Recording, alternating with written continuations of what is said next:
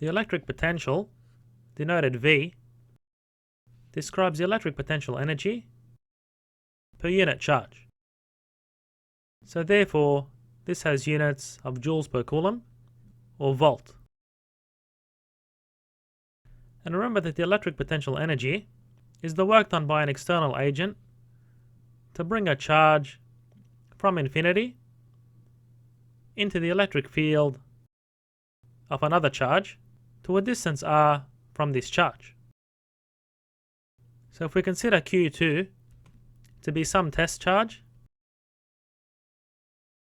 then we can write the electric potential for our charge Q1 as 1 over 4 pi by the permittivity of free space by Q1 on R. Or more generally, the electric potential due to some charge Q. So this is analogous to the electric field of a charge, where we were able to calculate the electric force by dropping a test charge into the electric field, and we multiply it by the value of the electric field at that point. Now if we have multiple point charges, then we can determine the electric potential due to this system of charges using the principle of scalar superposition of the electric potential due to each of the point charges. So we can take 1 over 4 pi by the permittivity of free space outside the sum, and then sum the electric potentials due to each individual charge, from charge 1 to charge n. And we can extend this to a charge distribution. So we have the electric potential due to this charge distribution to be 1 over 4 pi by the permittivity of free space by the integral of the differential charge, and we have the radial distance to some point in the electric field of the charge distribution where we're determining the electric potential. Now keep in mind that this integral may diverge for cases where the length of this wire is infinite, because recall the assumption of the electric potential energy at infinity to be 0, which is not valid for this wire because you're going to have charge at infinity. So in that case we use the definition of work due to the electric force. So recalling that the change in potential energy is the negative of the work done by the electric force. So that was the integral of the electric force over R. So between 2 points in the electric field, we have a distance to the charge of RA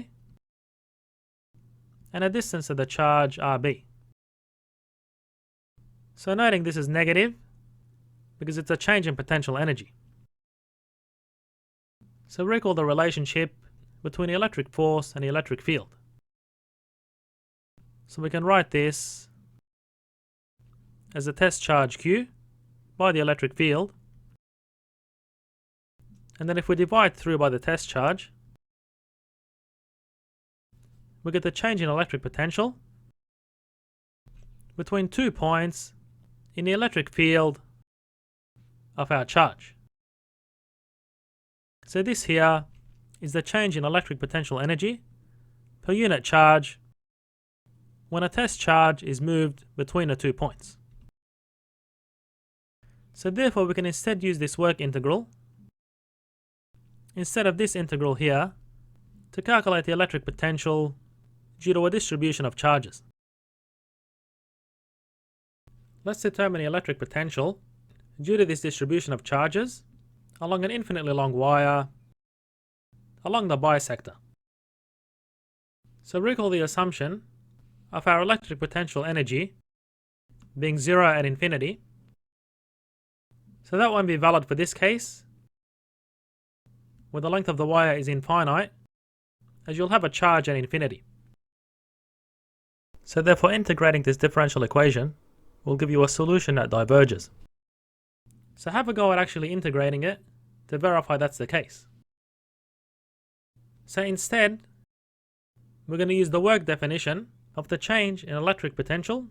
So as we saw previously, that was equal to the negative of the work done by the electric force per unit charge. So we get an integral of the electric field over R. And as we've derived previously, the electric field, due to this charge distribution along the bisector, was obtained as follows, using the symmetry of the problem. So we have the change in electric potential between 2 points along this bisector to be the negative of the work done by the electric force per unit charge. So we have the electric field, and we're integrating over y from some point ya to yb. So if we take the constants outside the integral, which is the linear charge density on 2 pi by the permittivity of free space, this integral evaluates to the natural log of y, from ya to yb. And don't forget the negative sign. So what we have is minus lambda on 2 pi epsilon naught by the natural log of yb minus the natural log of ya. And this here is the change in electric potential between those 2 points. Now in this case, as ya approaches 1, this log term approaches 0. Therefore we can take our reference point at 1, where the electric potential at A goes to 0. So note that if ya approaches infinity, then we can see that the integral is going to diverge, because there's charge at infinity. So therefore we finally obtain the electric potential at some point along the bisector is equal to minus lambda on 2 pi epsilon naught by the natural log of y. Noting that the reference electric potential is 0 at y equals 1 in this case. Let's find the electric potential due to the charge distribution on this finite wire with a length L along the bisector. So if we take our origin at this point, and we take our distance to the differential charge and to the point along the bisector as follows, we can write this integral as follows. So we have 1 over 4 pi by the permittivity of free space, and the differential charge is the linear charge density by the differential length along that wire. And by Pythagoras, r is the square root of x squared plus y squared. And here we're going to integrate from x equals 0 to half the length of the wire due to symmetry. So we'll just multiply our result by 2. And now we can apply trig substitution to do a change of variables. So if we take this as theta, then tan theta is x on y, or x is y tan theta. So dx is y sec squared theta, d theta.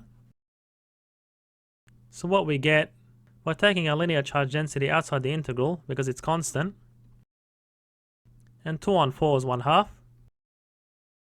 is an integral where we substitute for dx, and then x squared is y squared tan squared theta. So we can factor out y squared. So we're integrating here over theta. So if we use our trig identity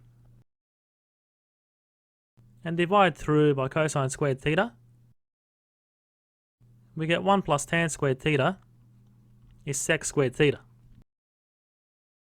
So y squared to the half is y. So therefore y on y will cancel. And sec squared theta on sec squared theta to the half is sec theta. So we get lambda on 2 pi epsilon naught by the integral of sec theta over theta. So this integral is going to evaluate to the natural log of sec theta plus tan theta. And what we're going to do is substitute for sec theta and tan theta. So we can see that cosine theta is y on r. So sec theta is r on y. And tan theta is x on y. So therefore we have our electric potential is lambda on 2 pi epsilon naught of this integral. So we have r is the square root of x squared plus y squared plus x on y. And we're evaluating this from x equals 0 to L on 2. So we get the electric potential is lambda on 2 pi epsilon naught by the natural log of the square root of L on 2 squared plus y squared plus L on 2 on y and minus the natural log of root y squared on y, which is 1. So the natural log of 1 is 0. So this here is our electric potential at some distance y along the bisector. So as we can see, as y goes to infinity, then this term becomes insignificant compared to this one, and this term is also insignificant compared to this one. So we practically get the natural log of root y squared on y, which is the natural log of 1, which is 0, as expected. Let's determine the electric potential of this thin ring along its axis. And to do that, we're going to use this integral. So I have 1 over 4 pi by the permittivity of free space, and our differential charge is the linear charge density by the radius of the ring multiplied by the differential angle, which we can see in the plan view here. So we can write lambda r d theta on r. And we're integrating from theta is 0 to theta equals 2 pi around that ring. And if we take our vertical distance from the center of the ring to some point where we're finding the electric potential, then we can write r as the square root of r squared plus z squared. So all of these terms are constant with respect to theta. So we can write the electric potential as lambda r on 4 pi epsilon naught by the square root of r squared plus z squared. That's multiplied by the integral over theta, which will evaluate the theta from 0 to 2 pi. So we can do some cancellations, and therefore the electric potential at some point along the axis of the ring is lambda r on 2 epsilon naught by the square root of r squared plus z squared. So as z becomes large, then we can see the electric potential goes to 0.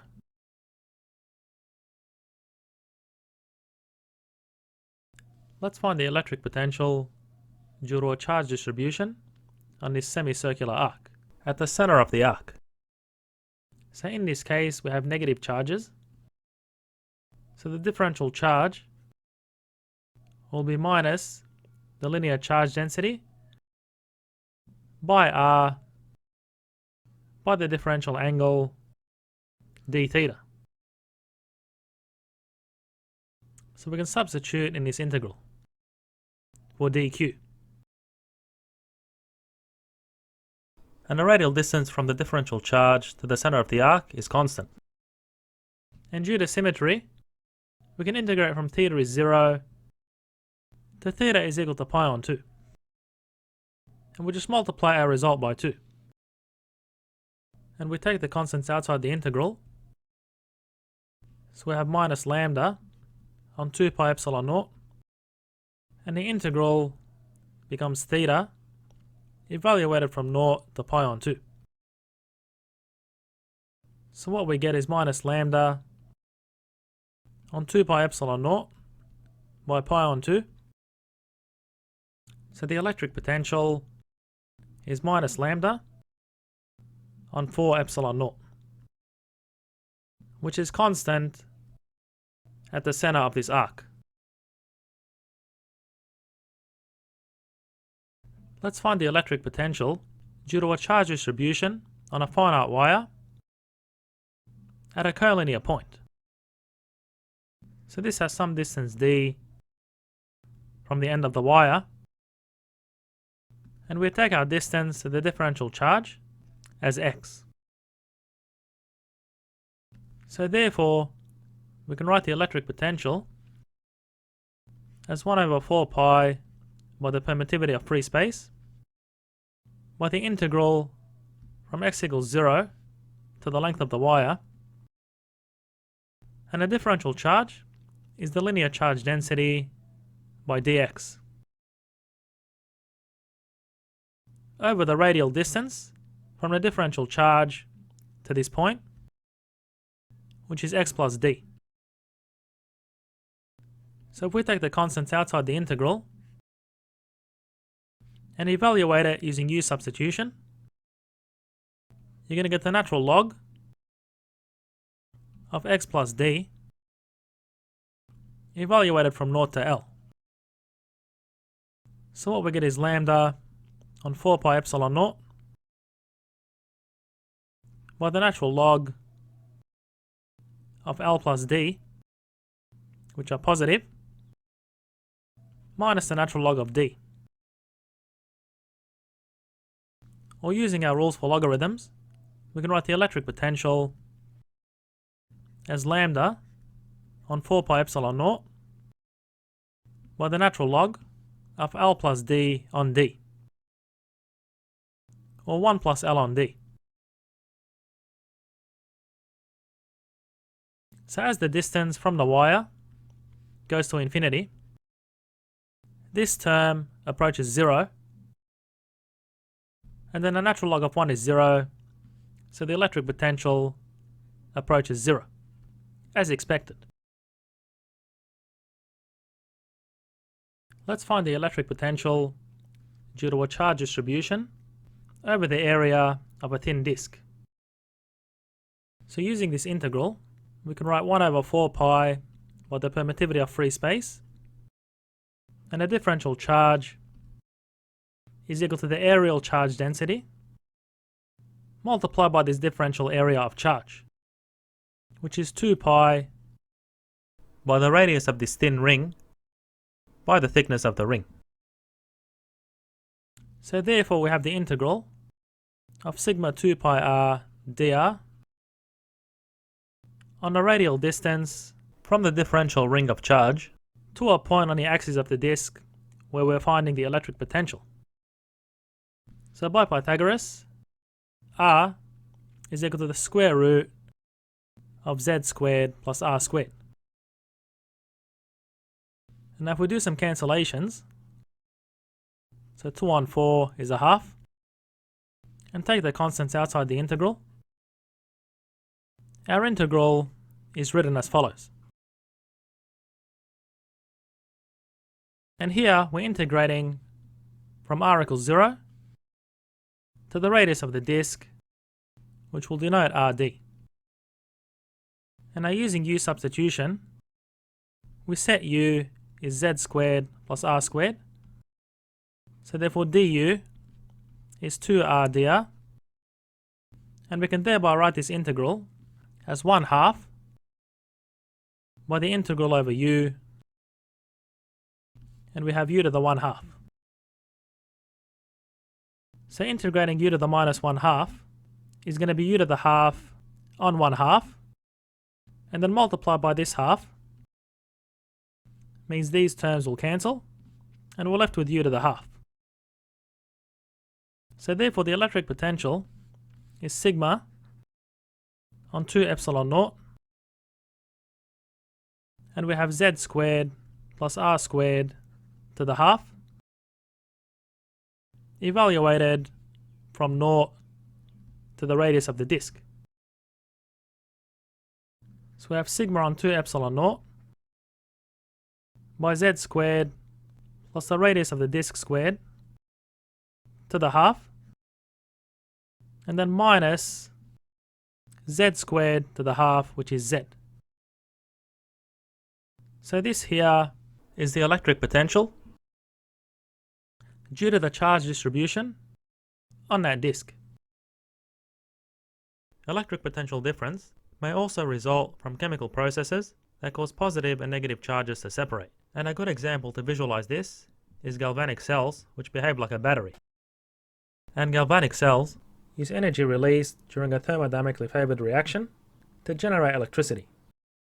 And thermodynamically favored means the reactions occur spontaneously without any external input. So if we sum these redox half reactions, which occur in separate containers, we get a thermodynamically favored redox reaction. So at the anode, oxidation occurs. So we use the following mnemonic, An-ox, where zinc is oxidized, and oxidation means a loss of electrons using our all-rig mnemonic. And at the cathode, copper is reduced, so we use red cat to remember this. And reduction means a gain of electrons. And this results in a flow of electrons from the anode to the cathode along a wire. Now at the anode, we have an electrode in a zinc nitrate solution, and at the cathode we have a copper electrode in a copper 2 sulfate solution. So when zinc is oxidized, you have solid zinc converting to zinc ions in the solution, and when copper is reduced, you have copper ions attaching to the copper electrode. So at the anode, you have a reduction of mass, and at the cathode, we have a gain of mass on the electrode. And here we have a voltmeter to measure the voltage. Now when you have excess zinc in the solution, negatively charged ions are attracted and flow from the salt bridge to balance the charge. And at the cathode, you have a reduction of copper ions, so you get positively charged ions flowing in that solution to balance the charge. And the salt bridge completes a circuit. So you can't really have an open circuit like this, or no electrons will flow. So the salt bridge completes a circuit. The value of an electric field component in any direction at a given location is equal to the negative of the spatial rate of change of electric potential at that location. So for example, if we're looking in the x direction, then we get minus dv dx. Or in the radial direction, this will be r, or y in the vertical direction. So recall for a single point charge, the electric field has the following magnitude and points in a radial direction. So it's 1 over 4 pi by the permittivity of free space by the charge on the squared distance from the charge to a point in the electric field. And recall the electric potential due to that charge at that point is 1 over 4 pi by the permittivity of free space by the charge on a radial distance from the charge to that point in the electric field. So if we differentiate the electric potential with respect to r, we're going to get a term of minus q on r squared. So therefore this will be equal to the negative of the electric field in a radial direction. So we put a minus behind it. And recall that the change in electric potential between 2 points can be determined by integrating the dot product of the electric field and the displacement along the path connecting the points. And here we put a negative behind this integral, because recall the change in electric potential is equal to the negative of the work done by the electric force per unit charge. So this is basically Q times E on Q for a test charge. And for simple cases where we have a uniform electric field, so for example, for this positively charged plate, we look at a point that's close enough to the plate and sufficiently away from the edges, then we saw the electric field was the areal charge density on 2 by the permittivity of free space. So we can determine the change in electric potential to be equal to the negative of the work done by the electric force as the charge moves from the surface of the plate to this point. So in this case, because the electric field is constant, so is the electric force. So we get Q times E times the distance is the work done by the electric force, and then we divide by Q to get the work done per unit charge. Now for this case over here, we will have a positively charged plate and a negatively charged plate. The electric field will point in a vertical direction, so the change in potential between a point on a negatively charged plate and a point on a positively charged plate is equal to minus the work done by the electric force per unit charge. So that will be minus E times the distance between the plates. And recall in this case, the electric field is 0 outside the plates and has a magnitude of the areal charge density over the permittivity of free space between the plates. So it's constant in this case also. So this indicates that the electric potential at the positive plate is higher than that at a point on a negative plate. So a positive test charge would move from a higher potential to a lower potential in the direction of the electric field. As we've seen, electric field vector maps are tools that can describe the electric field of a charge or a configuration of charges, such as this dipole, and these can be used to predict the motion of charged objects in the field. Now, equipotential lines are basically lines of equal electric potential, and these are surfaces in 3D. So for example, for this point charge, recall that the electric potential was 1 over 4 pi by the permittivity of free space by the charge on a radial distance from the charge. So along this equipotential line, the electric potential is the same, because these points are at the same radial distance from the charge.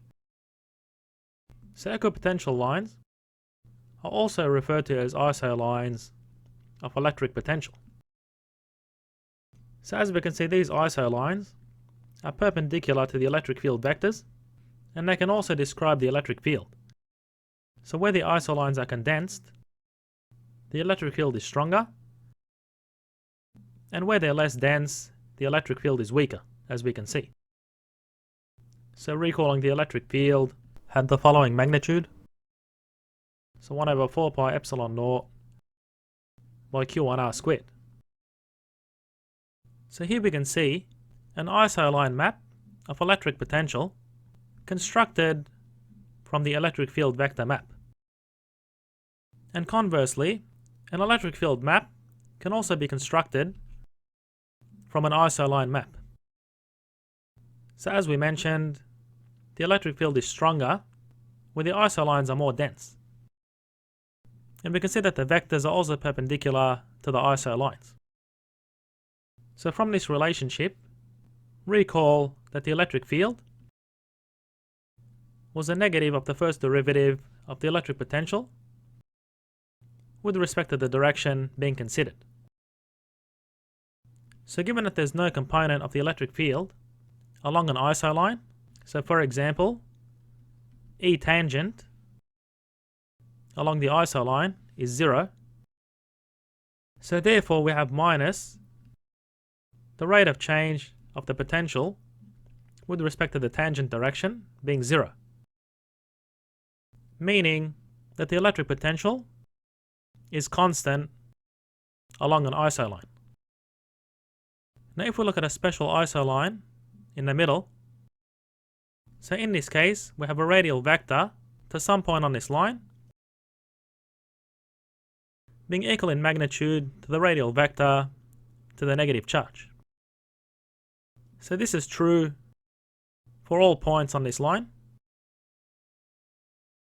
So therefore if we sum the electric potential due to both of these charges, and for a dipole these charges have an equal magnitude but an opposite charge, so we have 1 over 4 pi epsilon naught, by the positive charge on a radial distance to this point,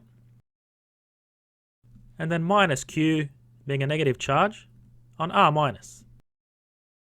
And if we're given the magnitude of the radial vectors is equal, then v equals 0 all along this isoline. And again, the electric field has no component in the direction along the isoline. So don't confuse direction. So for example, the electric field in the horizontal direction is minus dV dx. So the electric potential does vary in the horizontal direction, but it's constant along an isoline. The following static charges with a magnitude q are positioned in a square configuration at a distance d from each other. Sketch an equipotential line along which the electric potential is 0. So recall the electric potential due to these charges is 1 over 4 pi epsilon naught multiplied by the negative charge on a radial distance to some point in the electric field, then plus the positive charge on a radial distance to that same point, and then plus a third charge on its distance to that point, and then minus q on R4. So if we choose a point in the middle intuitively, then we can see that the radial distances from the positive charges to that point are equal to the radial distances of the negative charges to that point. So therefore R1 is equal to R2 and R3 is equal to R4. So consequently these terms will cancel each other out. Now if we chose this point, then the positive charges will have the same radial distances to that point, and so will the negative charges. So therefore these terms will no longer cancel. So that rules out the equipotential line being vertical. Now if we choose a point between charge 3 and 4, then we can see that charge 3 has the same distance as charge 4 to that point. And similarly, charge 2 and 1 have the same radial distance to that point. So the equipotential line is horizontal and between charge 1 and 2 and charge 3 and 4, where the electric potential is 0 all along that line.